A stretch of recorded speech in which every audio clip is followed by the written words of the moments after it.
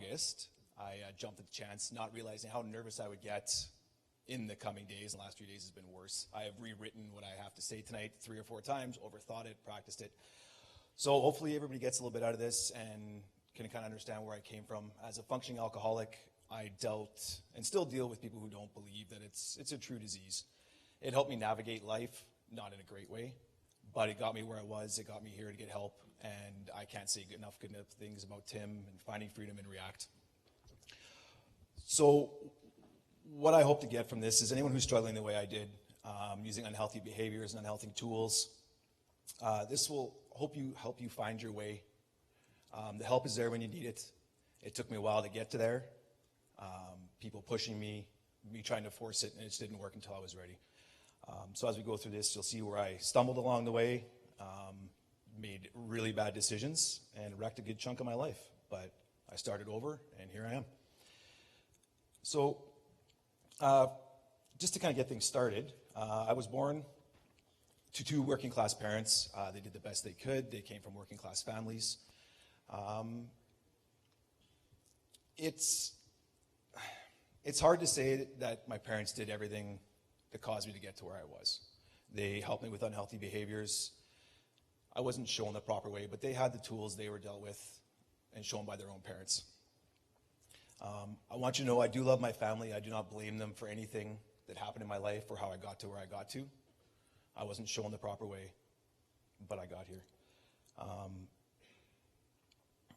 also have 2 brothers who are younger than I, and that also contributed. We fought a lot. Things weren't the greatest all the time. But to keep things going, by the time I was 13, we had moved 4 times. Went from EK to Transcona to Dugald to Enola, and actually 9.5 miles east of Enola. And that's where truly my life started to fall apart. Both my parents tried the best they could.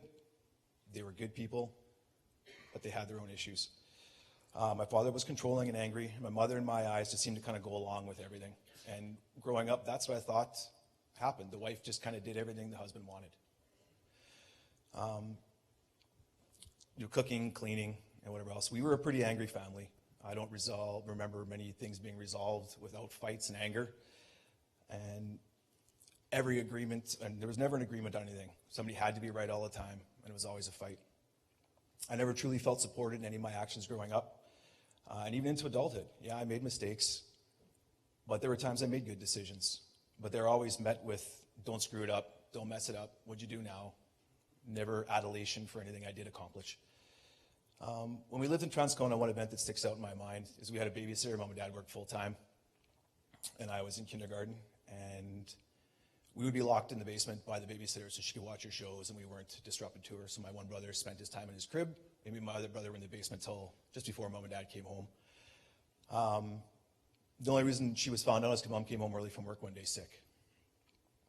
So with that being said, I can't process that. We talked about it. It was always just, you'll get over it, things will be okay. And as well, when we were living in Transcona, my father was in a bad bus accident. He had the two discs in his back crushed, and he was in a back cast for a long time. And for what I remember, I think that truly changed my father. Not being able to work, being disabled, and having a bad back for the rest of his life has not helped his anger any. I don't remember a lot of times before we moved to Dugald, but in grade 3 came and off we went. Moved out to Dugald, new friends we had to make, new area, new people to meet. So for a while it was 24/7 with my family. But we did make new friends. We were able to go out and play. We'd go out after breakfast, play till lunch, come home, have lunch, go out, play again, stay out till dark. It was great. We ran BMXs, had good friends.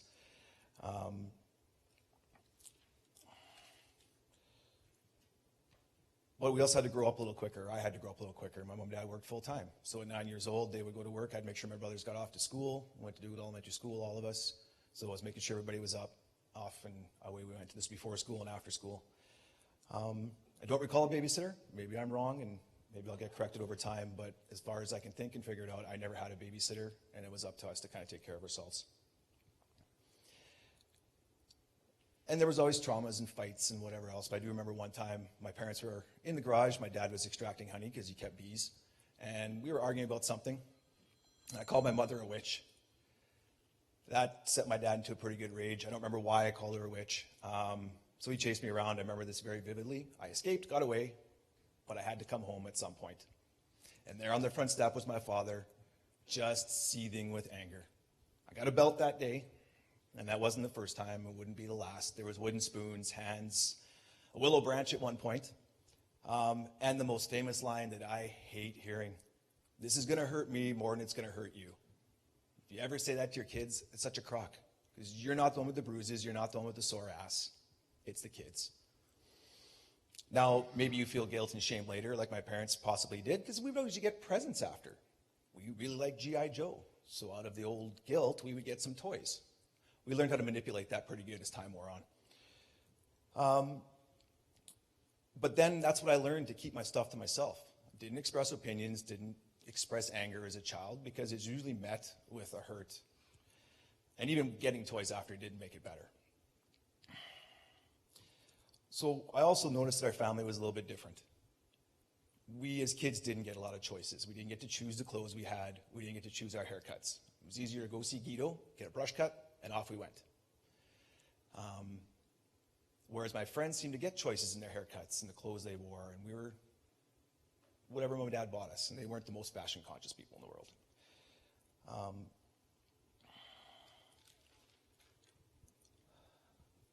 So at age 13, rolls around, dad gets this idea he's going to buy a farm.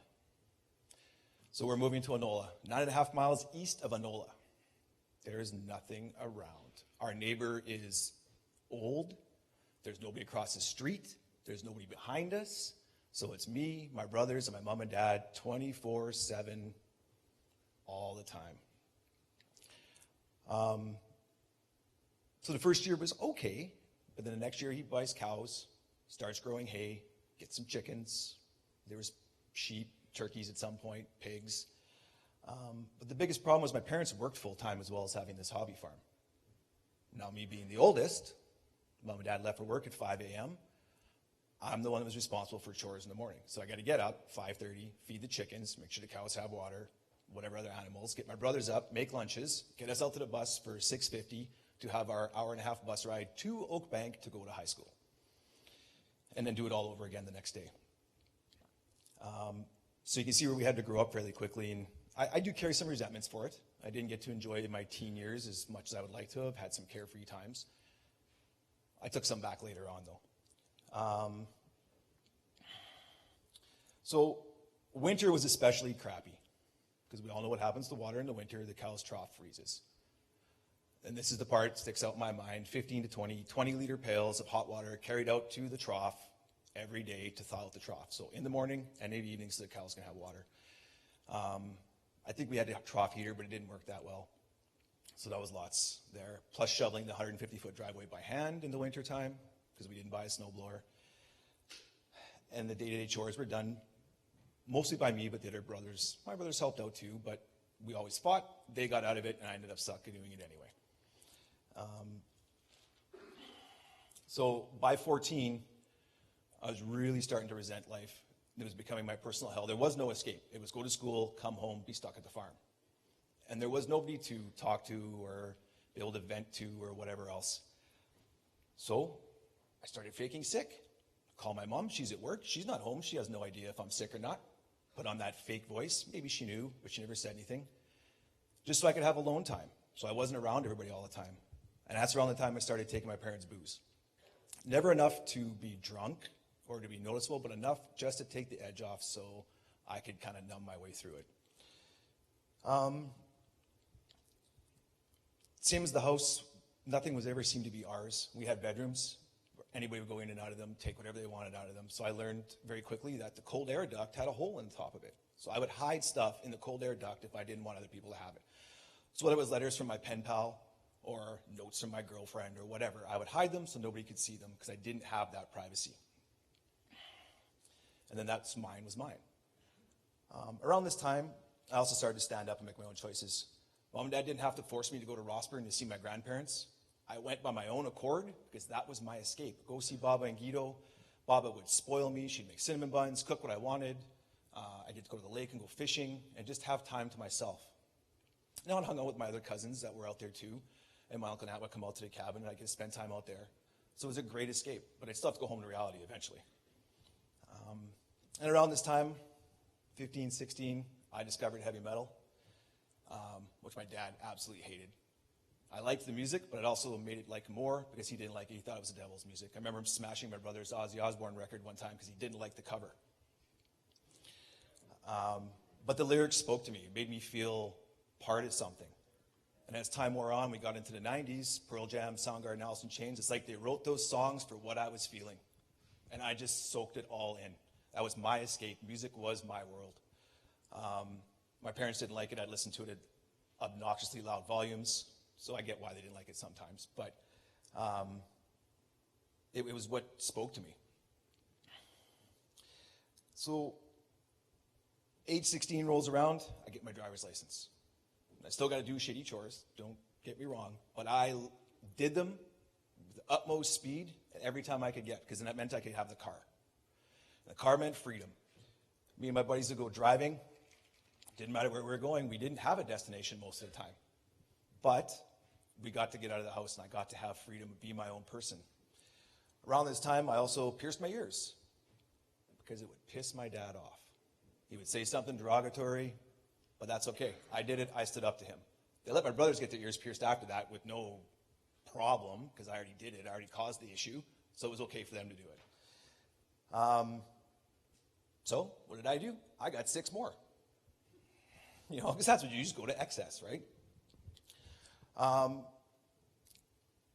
And then more and more, I wanted to go back to Rossburn in the summertime especially because that was my escape. So I'd go out for longer periods of time. I'd stay with my other cousins who had a farm out there, which didn't seem that bad doing chores out there because nobody was forcing me to do it. I did it so my cousin could get out of doing chores so we could go hang out. Still hanging out with Bob and Guido, it was great. I would come into the city, spend time with my grandma and grandpa in the city just to get away. My grandfather always listened. He was a recovering alcoholic. He hadn't drank in years, but he understood my dad and he understood the things that went on, so I could talk to him. It was great. He would show me how to build things, and most of his projects would probably rust before the wood ever rotted because he put so many screws in it, but that's how I learned to start building things because of him. Not that when I go to Rossburn, we had the freedom. It's not like I didn't do dumb things. I still drank and drove and did stupid shit, but I didn't feel like I had to wear a mask. I didn't have to be somebody I wasn't. I could go out there and be myself. If my uncle and aunt were out there and I wasn't behaving myself, they would give me heck. But it was okay, because it was my uncle and aunt. Because after on, it would be like, what'd you learn from it? It was never just anger and a spanking, and then you go on and like nothing happened. Okay, you did this wrong. You don't do this next time. And it was never met with fear of mine or that I had to be somebody I wasn't around them.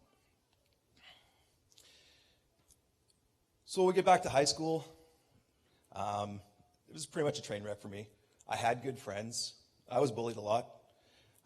One time, this sticks out in my mind, I was walking down the hallway, and my bully, and I call him my bully because he incessantly, I have no idea why, picked on me. Maybe it's because I couldn't stand up for myself because I didn't know how. But I came home with a bruise on my face being pushed into the locker so hard.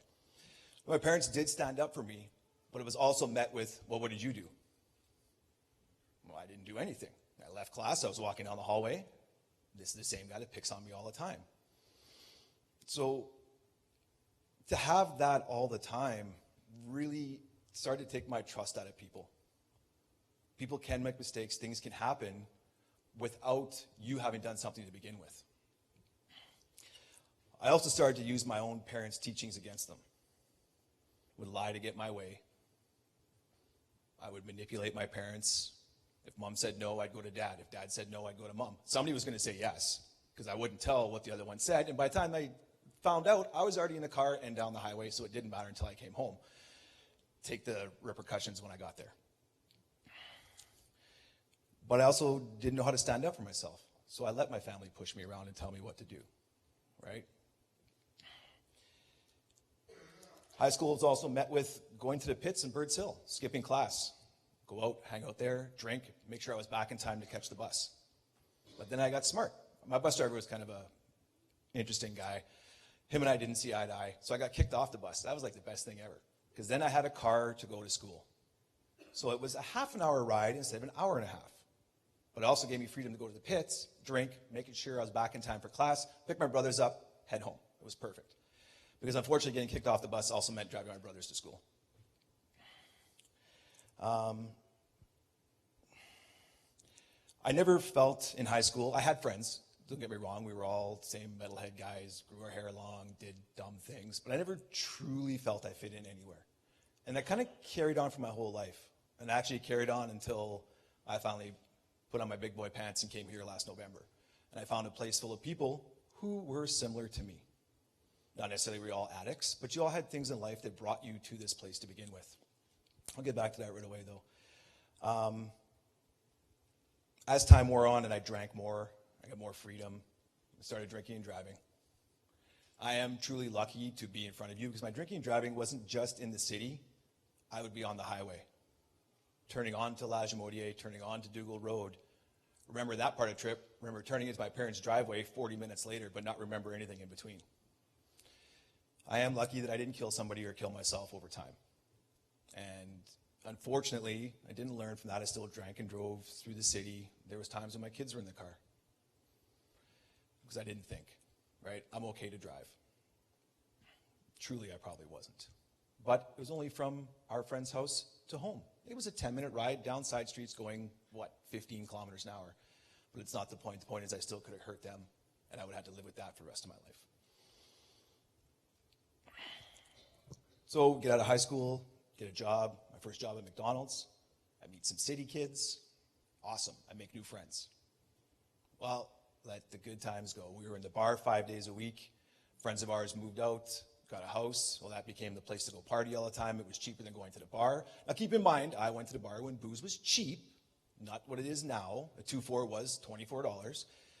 So to go to the bar and spend all that money, well, we could sit home and drink, listen to the music we wanted to, have the food we wanted to, and it was cheaper. And then we had a place to crash. I didn't have to drive home. So I could stay there, drink all night, get up, go to work for 6 in the morning, get off work, go home, nap, do it all over again. But I learned how to slowly regulate it because things were starting to suffer. So never sloppy drunk during the week. I drank, but never to stupidity.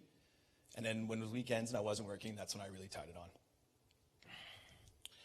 on. As high school went on, drinking got worse. I started to make bad decisions with money. Not payday loans, but not keeping up with my bills and run away from it. Because it was easier if I paid those, I didn't have money to drink. And then I'd have to face reality. 18 to 25 was a haze of drinking, fights, failed relationships, blaming everybody else for what was going on. You know, both my relationships. I had a kid at 21. I didn't know how to be a father. So I let my parents take over. And that is something I live with for the rest of my life, and I will. And I feel bad for my son. We don't have a good relationship. But I also probably didn't try as hard as I should have. And I will make amends with him, and I will try to move forward and make things better. But it's going to take some time, because unfortunately, in my downfall in the last 2 years, I also used them as an excuse to get out of the house to continue my antics. So there's a lot of trust I have to earn back from my son. So I finally meet my wife. I met her at the bar. We kind of talked, barely. She barely acknowledged I was there. I met her at a social. Keeping in mind, as with the rest of the story, I was drunk. So I was at a bachelor party all day, playing paintball, home, had a hot dog, showered, went to a social, drank some more. So we danced, and I had some probably famous pickup line to try and get her attention. Went to the after party. I asked her for her phone number. I was denied. Why? Because I was drunk and she didn't believe I actually meant it. So I got it the next day and kind of started our relationship from there. Now, we both come from similar backgrounds in our life and similar traumas and similar upbringings. For whatever reason, our broken fit. Little did she know, my demons were a hell of a lot worse. And I was only going to get worse. But at that time and place, things worked out okay. I showed signs of what I would become off and on. And the guy that's before you showed up once in a while, which kind of kept her there. Right or wrong, she stayed. And we would fight, and the fighting would get worse, and the emotional abuse, because I had to have my way. You see, I am really shitty with money. My wife is really good with money. But because I needed to control everything, I had to have the money too, which caused us to have our cable cut off, our hydro cut off, not make mortgage payments, have to go to family for help, all because of my stupidity, but never being able to own up to what I was doing because I didn't know how.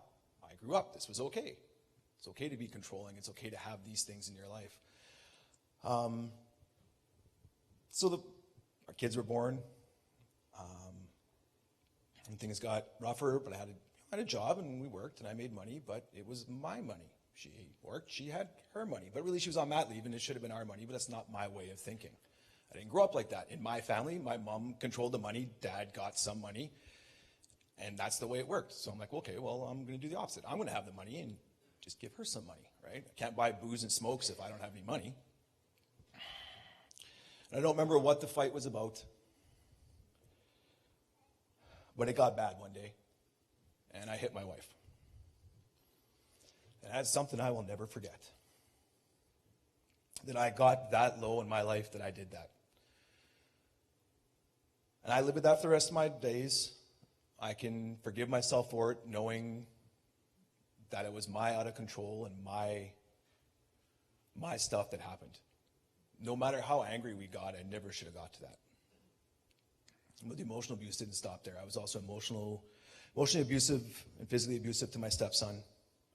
And I probably never, ever treated him the way he should have been treated. I was his father, and I treated him terribly sometimes. And I tried over the years to make up for it in my own fucked up way. But it never truly solved the problem because I continued to do these things, the emotional abuse. I would take money from him and tell him not to tell his mom. And maybe no better than when I was growing up and I had to hear some of those things. So I've done a lot of shitty things over the years, and a lot of stuff that I will atone for, and I went to React and talked about and worked through and talked with Stacy about and worked through. And there's still some relationships that need to be repaired. But we ended up moving into the house we're in now. And I didn't want to move. I understand now why I didn't. As a kid, I never settled in one place for any length of time. I lived in EK till I was 4, from EK to Transcona, so kindergarten to grade 3, 4 to 6 in Dugald, 4 to 8 in Dugald, and then 7, and then the rest in Oakbank, or in Enola, taking the bus to Oakbank. So I never settled anywhere, and I never really could figure it out. And today I was writing this out, and I realized why, when we moved, why I put up such a stink, why I didn't want to. And I think a lot of it just had to do with my own issues of moving so much as a kid. That was home. That was home for a length of time. We lived there for 14 years. And it really hurt me to leave that. That was my safe place. I've come to love the house we live in. I love it. We have a great view. You look out our back window, you see the Bower Reserve. There's no neighbors behind us. We have great neighbors on either side. Our street's quiet. It's awesome. It just took me a lot of time to get there. In the meantime of all that as well, my wife got sick. And she had to go off work. Okay, no problem. I'll get a second job, get another job at Walmart, so I'm working 2 jobs. It's the right thing to do. It is the right thing to do, but it also fed my ego, because the praise I got from family members for working 2 jobs just jacked that up even more. Look at Adam. Look what he's doing for his family. He works 2 jobs. But my family also suffered because I wasn't home. So I'd work all day, get off work at 3:30 at Wilson Auto Electric, or wherever I was, then off to Walmart. Or I work at Parmalat Dairy, and it was 12-hour shifts, 4 or 5 days a week, or midnights. So anything I ever did to have that job to provide for my family just fed my ego, but it also took me away from them. And I also realized going through React, I really resented the card my wife was dealt. I didn't resent her, I resented the disease. And it took me a while to come to terms with it and figure out why, and I think it was just because she got to stay home and I worked, and that was my money, and I didn't want to share, and well, look at all the extra work I got to do. Well, I learned coming to react, you know what, life's not 50-50 all the time, and my relationship is never going to be 50-50 all the time. And that's okay. Sometimes it's going to be 70-30, 60-40, or there's days that maybe I'm sick with the flu and she's got to do it, so it's the opposite. But that's okay. I'm okay with that. I also realized I really love cooking. That is something that I used to do just to do it because we had to eat. But now, I'm going to experiment. I'm going to make homemade fried chicken. I did all these things, and it's fun. I learned very well how to charcoal barbecue and smoke things out in my backyard, all because I changed the way I looked at things. I'm jumping ahead of myself, so I have to go back a little bit here. So we moved to the new house. In 2015, I got a good job. I'm a buyer. I worked that job. I get headhunted by another company. And that just inflated my ego even more. Holy shit, somebody's looking for me. Okay, make good money. I get to see Canada. I got to go up northern Canada all over the place, see places I've never been, never would have been to otherwise. But it had a big detriment on my family because my work-life balance went to shit. Because that job took a lot out of me. During the day, I'd come home, I'd work at home. I'd be gone. If I'm gone for a week, it's up north, so there isn't a lot of contact. At Stacy having to do everything on her own with kids. So it wasn't the best job for me. But in that time, I also had my own guilt and shame. So I worked at a company where everybody has degrees or went here or went there, and I didn't. So I'd go to these big meetings, company-wide meetings, and have all these people stand up. Oh, this person just joined the company. They went to Asper, or they went here, or they went there. And there I sat with my own shame. Yeah, I did things the hard way, and I worked my way up. And I am proud of what I've accomplished without an education. But it just made me feel less than. You know, these guys have all these things.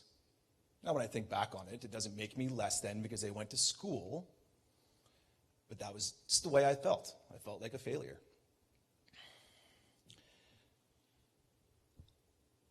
So in 2016, we kind of pinpoint there's something not right with me. And it's always kind of been there. But we were never sure what it was. So we started looking at different things. Dr. Google, don't do that. So we pinpoint all kinds of things. You know, we look at narcissism, we look at ADHD, all this stuff. Go to the doctor, ADHD it is. Perfect. She gives me these pills. It wasn't ADHD, and the pills did not help. It actually completely changed who I was. It made me more angry, more bitter, more withdrawn, isolating. I increased my drinking when it probably should have went down. So I'm going to try and quit drinking. My cousin is in agreement. My wife's in agreement. This is probably something bad for me. But I'm still stubborn and not willing to totally listen to them because I'm not ready. So I'm going to do it with fake beer, right? Non-alcoholic beer, that's going to help me through this. It worked for a little bit, but then I'm like, okay, I can control this. It's not going to control me. So I'd slide a real beer in there, here and there, and then eventually be 2 fake beers, 2 real beers, and that's, of course, slowly went down. But I was also shamed when I would go to people's places that alcohol could be my problem. You see, I really, really liked beer. And it was to the point where I would get beer on my birthday, and I would get beer for Christmas, and I would get beer for helping out, and on and on and on.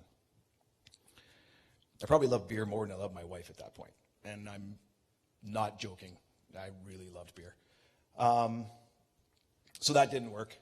2017 goes by, we get into 2018, and our honeymoon phase is over. We would go through the honeymoon phases all the time, her and I. Things would get better for a little bit. I'd become an asshole, go right back into it, circle around, circle around, circle around. And that eventually stopped in the spring because I stopped caring. I was so far into my own head that it didn't matter what she had to say. It was going to be my way. I was going to do what I wanted, right or wrong. So in the summertime, June-ish, I decided I was going to have an affair.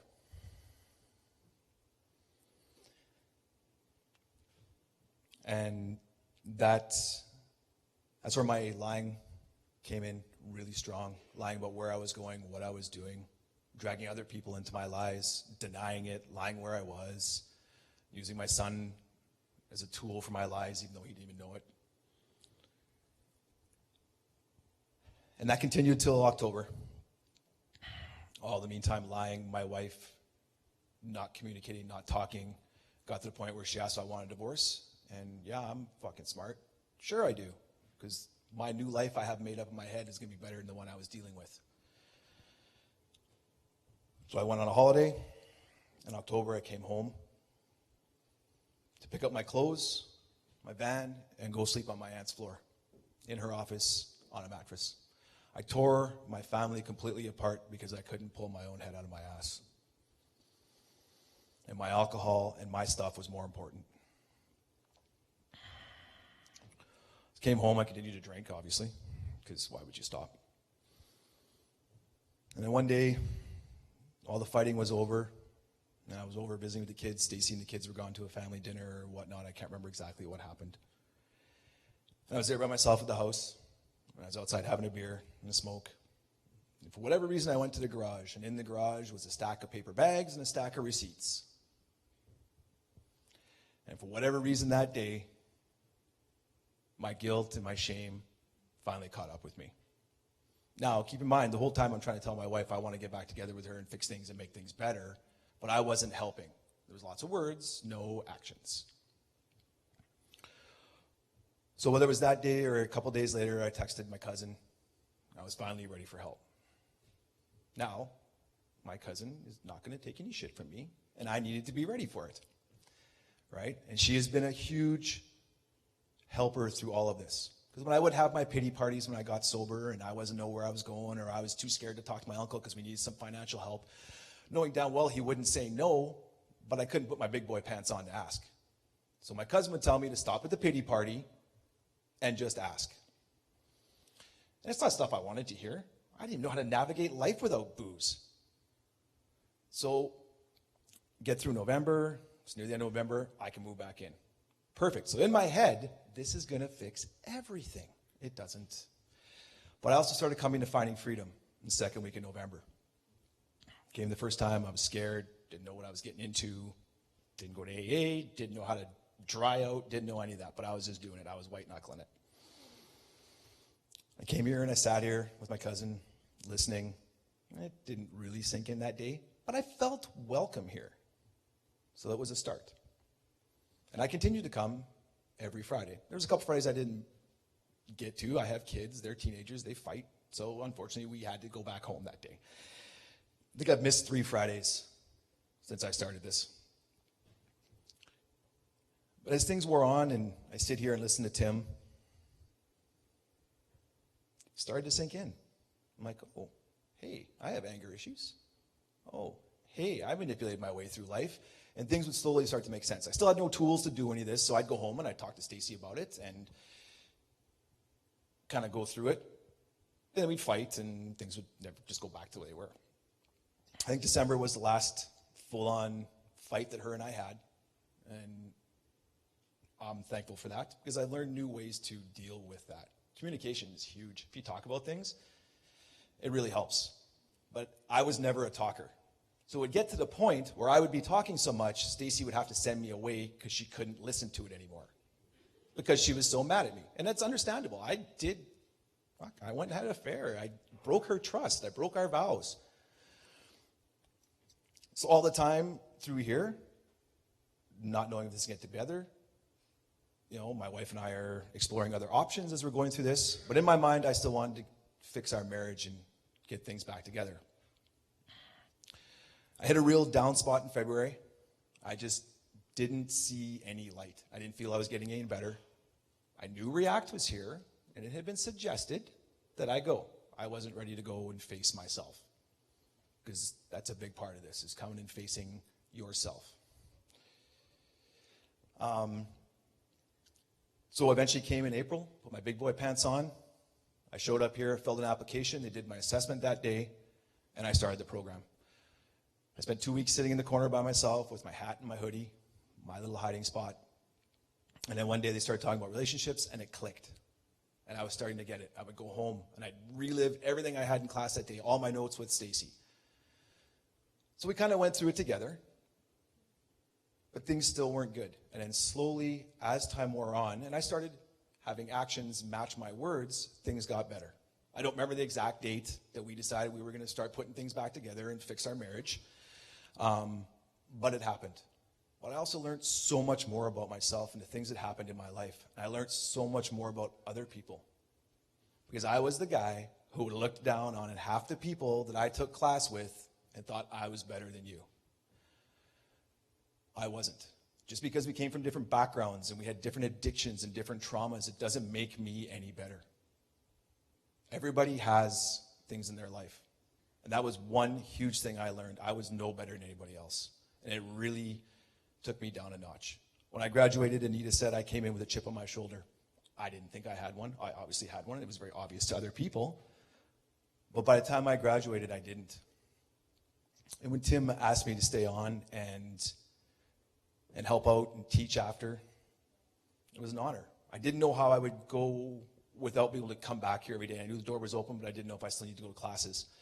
But coming back and teaching and meeting new people and helping them and giving my advice and my story and whatever else, it keeps me going. I learn something new all the time. Other people's struggles, the things they deal with.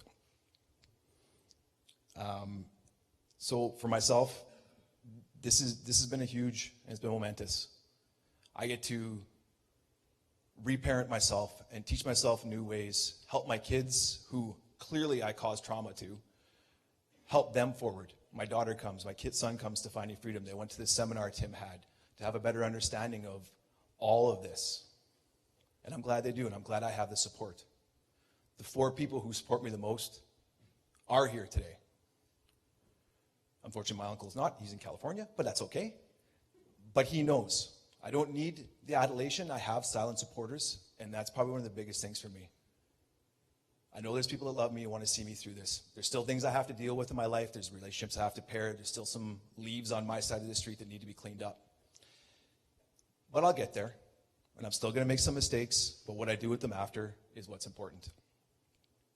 So just if anybody gets anything, if you're struggling, anything that seems similar, it's okay. Being a functioning alcoholic, we exist.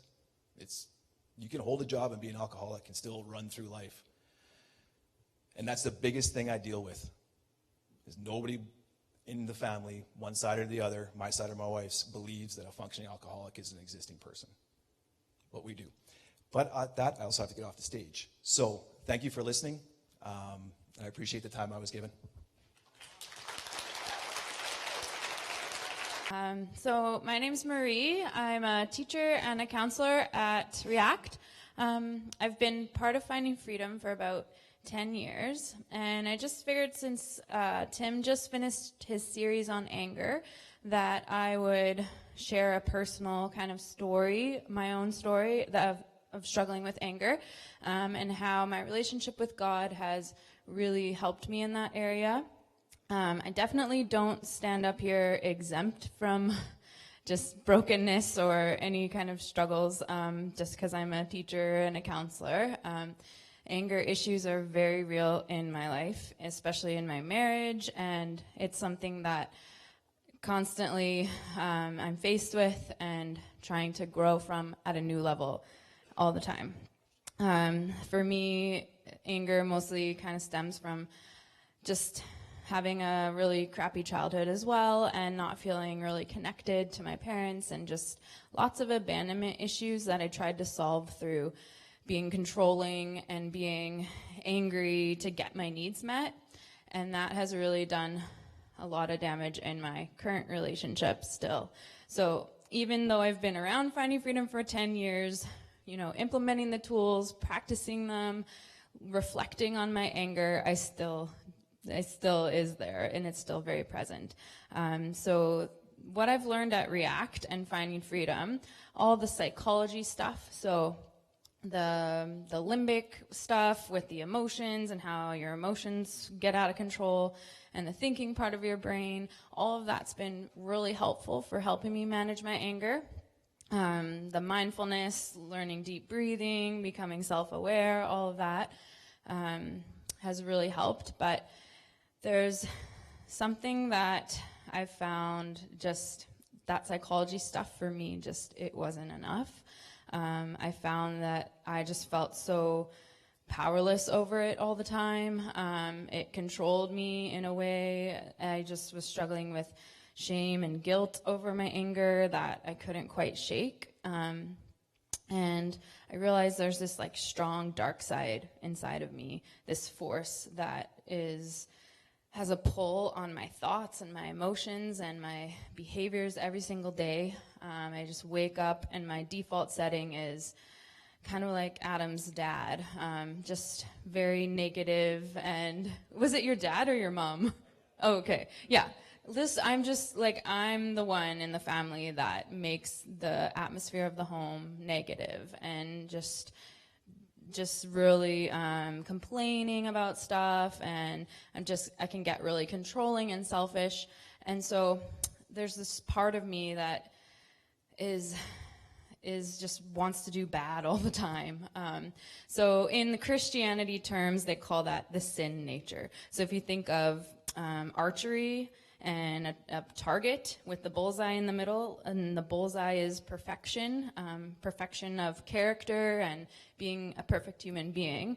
And let's say we shoot the arrow and we always miss the bullseye. So every human being falls short of perfection. And that's what the sin nature is. And so every human is born with that. So falling short of having good character, having negative intentions, negative thoughts, all that stuff. The Bible actually says it this way. So in Romans 7:18 through 19, the Apostle Paul says, "And I know that nothing good lives in me, that is, in my sin nature. I want to do what is right, but I can't. I want to do what is good, but I don't. I don't want to do what is wrong, but I do it anyways." And so every human being struggles with that, but people from complex trauma, that takes it to a whole nother level. So we know all the stuff about the brain and when an anger trigger hits and how powerful that is.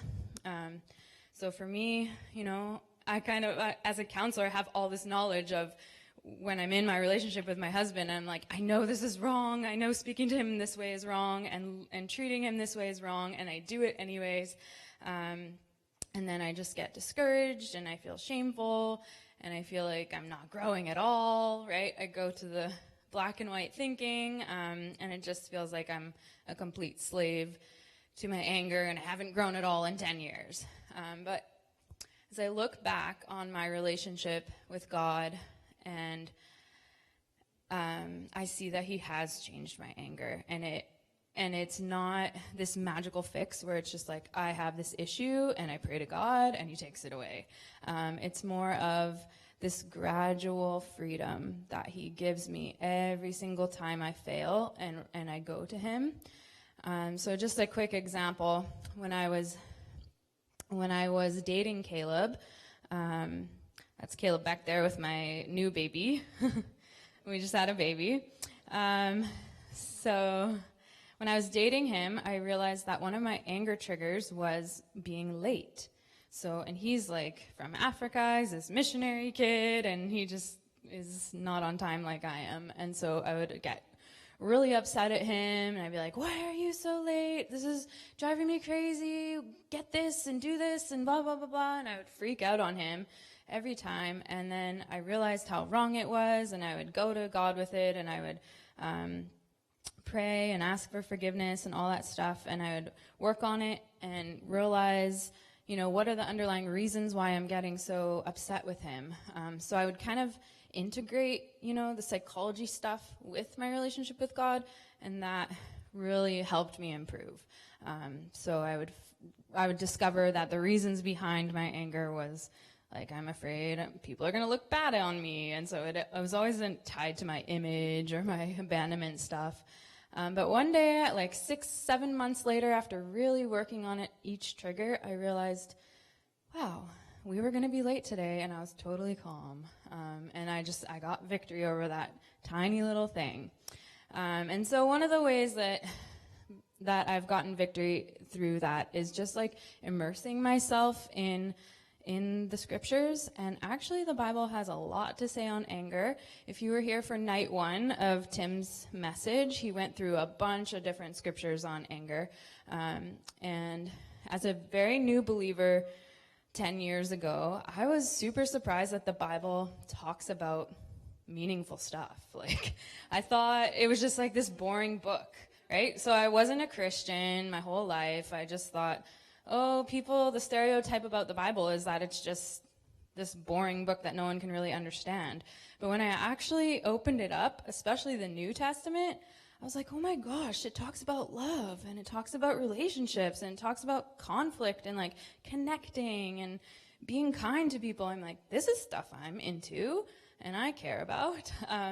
So I'm just going to go through some of this, like a few scriptures on anger. Again, if you want more, you can go back and listen to Tim's first talk on anger. But one here is Proverbs 15:4. It says, "The soothing tongue is a tree of life, but a perverse tongue crushes the spirit." So you can see this little kid here, and the hand wrapped around his neck is a hand that has a bunch of hurtful words on it. And so it just says words hurt. Another scripture, James 3:8-10. "But no human being can tame the tongue. It is a restless evil, full of deadly poison. With the tongue we praise our Lord and Father, and with it we curse human beings who have been made in God's likeness. Out of the same mouth come praise and cursing. My brothers and sisters, this should not be." So you'll see that there's a picture of a snake there, and the words that can come out can poison a person's soul. They can cut so deep, and they can just hurt so much. One moment you're like, I love you, I'm so grateful for you, you're the best person in the world, I'm so happy I'm in a relationship with you. And the next moment's like, what's the matter with you? Why didn't you do this right?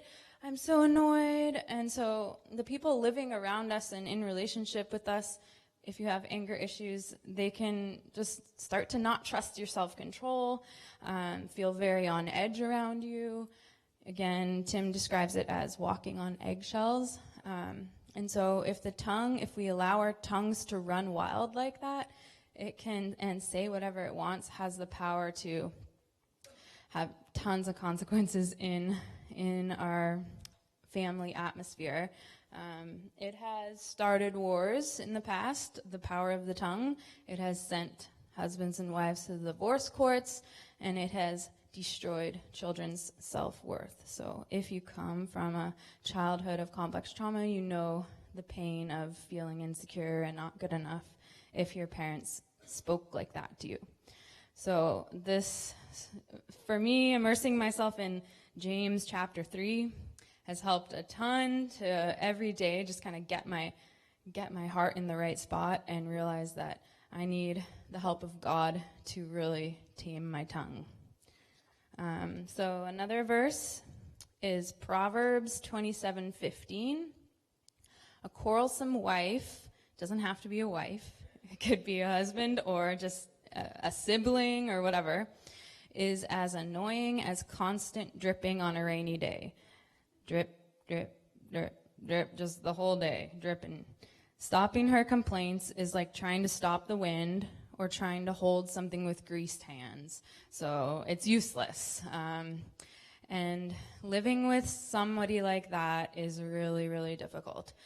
So for me personally, like having a child has actually taken my anger issues to a whole new level.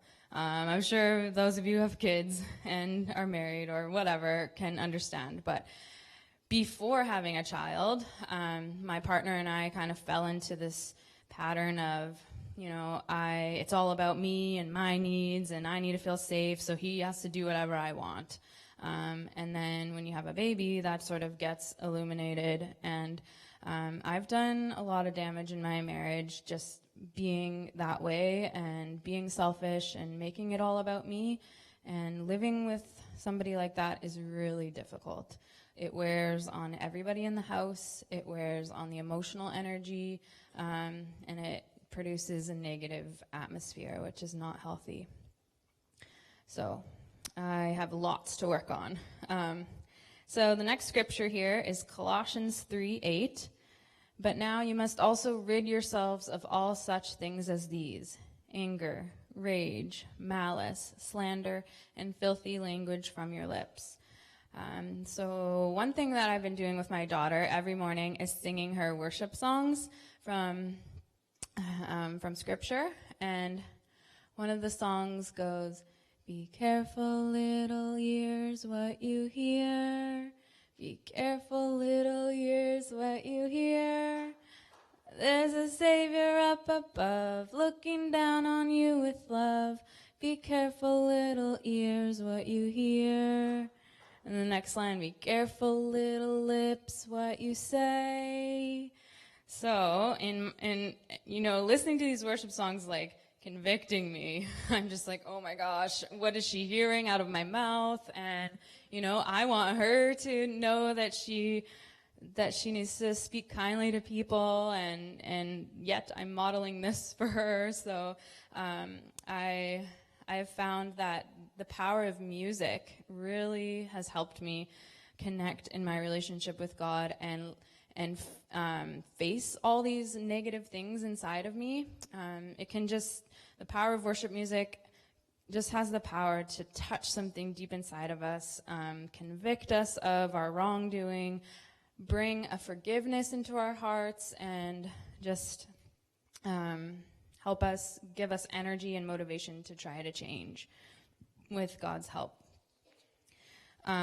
Just the last scripture here, James 1:19 says, this one Tim actually mentioned on night one as well. "My dear brothers and sisters, take note of this. Everyone should be quick to listen, slow to speak, and slow to become angry." And yes, quick to listen to other people, but also one thing I learned is the verse before that, the quick to listen phrase is actually tied to the verse before that, which says, "He, God, chose to give us spiritual birth through the word of truth, that we might become the kind of first fruits of all he created." So, in other words, the death, the anger, all the stuff we struggle with, God can bring life into us by listening, by being very quick to listen to the word, to the scriptures. So he can bring our hearts and our souls from that negative dark side to spiritual life, so good character, healthy moral character. He can change our dark side and make us more kind. So we have to be, so for me, as I need help with my anger issues, I have to be super alert to what does the Bible say about this issue. And memorizing the different verses, or just being really open and soft to being able to hear what God has to say to my heart about my anger issues. And you can slow down, you can read the verse over and over again, you can put it on your bathroom mirror around your house, and just really let it sink in. Some people do memorizing, and with the Proverbs, there's actually probably like 25 on anger, 25 Proverbs. They're really short, so those ones are super easy to memorize. But one way to kind of slow down and meditate that I've found in my relationship with God to help me with my anger is called breath prayer. So if you've heard of mindfulness or deep breathing in the psychology world, what this breath prayer is it takes the deep breathing and prayer to God and mixes them together. So if you would inhale for 4 counts and exhale for 4 counts, then the inhale, you would inhale a name for God. So there's tons of names in the Bible for God: Healer, Father, Shepherd, King, Lord. And then you would exhale a very, very short prayer. That would be the same length as your exhale. And also it could be tied to the name of God that you just used. So for example, if I'm using healer, I would breathe in and think in my head, healer, and then exhale, heal my anger. So it would just be super short, not complicated at all. Or, Father, hold me. Or, Shepherd, guide me. Or, King, reign over me. Or, reign over my tongue. Or, anything like that is very helpful. And you can kind of create your own. You can write the name of God on the front of a note card and then the short little prayer on the back. Another way you can use breath prayer that I use breath prayer is you memorize the fruit of the Spirit. So because I struggle so much with anger and negativity and all this stuff, the fruit of the Spirit is completely opposite of that. And that's what God can bring into our lives. So love, joy, peace, patience, kindness, goodness, faithfulness, gentleness, and self-control. And so sometimes I just imagine, I'll close my eyes and I'll just imagine, that I'm surrounded with, white light. And then when I breathe in, I'll just breathe in the fruit of the Spirit that I need in that moment. So with anger, often it's, all of the fruit of the Spirit, particularly self-control over my tongue. So I'll just breathe in self-control and I'll breathe out self-control and I'll just immerse my head in it. Also just, patience, kindness, or you can pair it with a name for God as well. Just one other way that I can de-escalate my anger using the Bible is I picture myself with Jesus. So I imagine in my head. So with mindfulness and psychology, you can use your 5 senses to calm down. There's one exercise called safe space. So you create this place where you feel totally safe in your head. So somewhere that's beautiful looking, somewhere that has smells that you like, somewhere that has things that you can hear and all of that. And so I picture myself laying in a field of grass, holding Jesus' hand. And I picture it's very sunny and we're just relaxing. And then I just feel so calm in that moment. Another one that I picture is I picture myself just dancing with Jesus. And I picture myself gazing into Jesus' face and just how delighted he is with me. Even when I screw up, even when I'm angry and I'm mad at myself, he just accepts me and loves me anyways. And I just feel this connection and, this peace that helps me keep going. Another one is picturing myself getting a hug from God. And just, again, my heart softens and melts with that. And then another one that's been really helpful for me is picturing myself sitting on the couch, really upset as a teenager or when my inner child is triggered or whatever. And then I picture Jesus sitting next to me, rubbing my back and then sharing with me what a healthy dad would say or what a healthy mom would say to me.